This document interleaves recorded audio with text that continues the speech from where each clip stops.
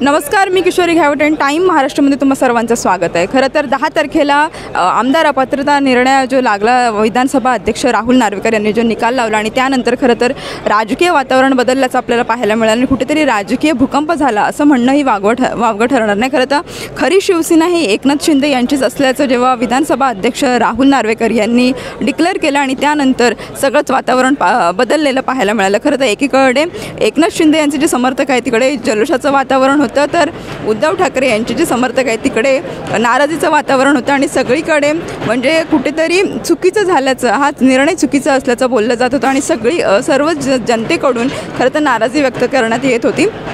आणि त्यानंतर ज्यावेळी हा निकाल लागला त्यानंतर उद्धव ठाकरे यांनी प्रतिक्रिया व्यक्त केली आणि ते म्हणाले होते की खरी शिवसेना ही आमचीच आहे, असा दावा त्यांनी केला आणि ती कोणीही घेऊ शकत नाही। आणि त्यानंतर प्रत्येकजण कुठेतरी लोकशाही विरुद्ध हा निर्णय झाला असंही बोलत होते।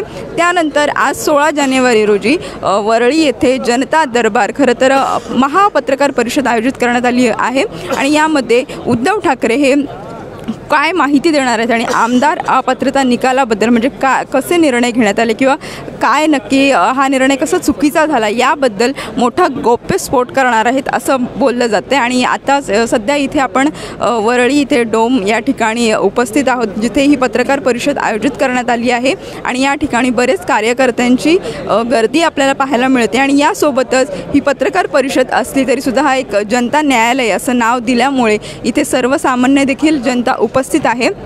आणि या सर्वांना खरं तर संजय राऊत यांनी त्यांच्या ट्विटरच्या मार्फत एक पोस्ट केली होती आणि ज्याच्यामध्ये म्हटलं होतं की हा निर्णय लोकशाही विरुद्ध आहे आणि इथे आपण आवाज उठवण्यासाठी सर्वजण आज जमणार आहोत आणि खरं तर नक्की उद्धव ठाकरे संबोधित करत आणि नक्की ते कुठला गौप्यस्फोट करणार आहेत हे पाहणं आज महत्त्वाचं ठरणार आहे। आणि आपण आता टाईम महाराष्ट्रासोबत कनेक्टेड राहा आणि आपण या सर्वच जे काही इथे निर्णय होईल, जो काही गौप्यस्फोट होईल, जे काही माहिती उद्धव ठाकरे जनतेला देणार आहेत ती आपण टाईम महाराष्ट्रावर पाहत राहा, कनेक्टेड रहा। धन्यवाद।